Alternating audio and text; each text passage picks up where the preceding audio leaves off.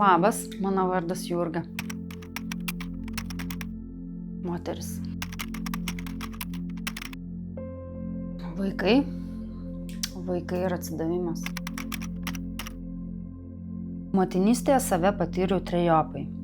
Beveik tobula mama, įprastai nepaprasti išbandymai, nuovargis ir pilnatvė, pakankamai gera mama ekstremaliomis krizinėmis sąlygomis, COVID-19, 5 vaikai, 2 naujagimiai, krizė ir sunkumai partnerystėje, finansuose, sveikatoje, herojiškas vienišumas, senkanti pilnatvė, stiprėjantis išlikimas, išlikusioji vieniša mama, besirankiojanti buvusios motinystės nuolaužas, kažką praradusi su viskam, kažką atrandanti naujai, vis dar išgyvenimo režime, tačiau vis dažniau pajuntanti pilnatvės motinystės spindulius. Atsisukusi atgal, daug ką galėčiau daryti kitaip, tačiau vieno ko nekeiščiau – emocinis prieinamumas sau ir vaikams. Nesigailiu ir didžiuojuosi, kad laikiausi iki galo principo. Kad ir kas bebūtų, kad ir kaip griūtų viskas aplinkui, svarbiausia išlikti emociškai prieinama mama.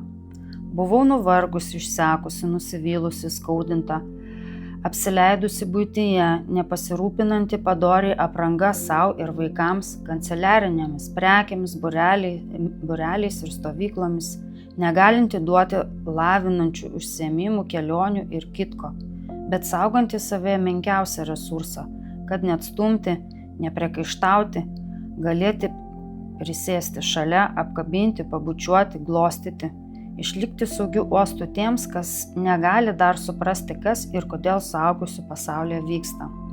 Kartais geriau nedaryti nieko, tik būti, nei daryti visko ir visaip, tačiau gailėtis ir atsiprašinėti. Dabar žinau, kad tobula mama tik iliuzija, pakankamai gera mama, skirtinga ir improvizuojanti pagal tai, ką tuo metu gali geriausiai. Mama Vaida. Dalyje teksto, aišku, mačiau ir save. Nemažai tiesos. Pakankamai gera mama, skirtinga ir improvizuojanti pagal tai, ką tuo metu gali geriausiai.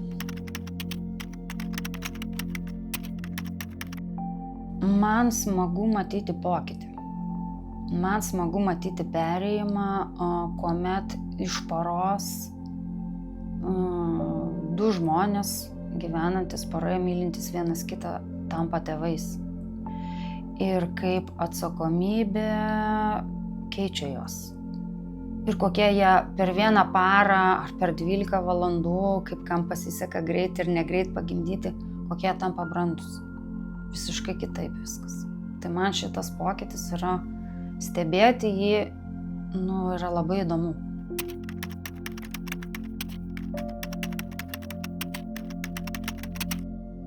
Daug faktorių iš tikrųjų.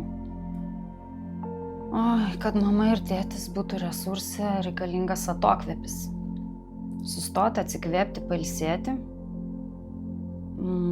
atsitraukti, sustoti ir pailsėti. Tada resursai pasipildo.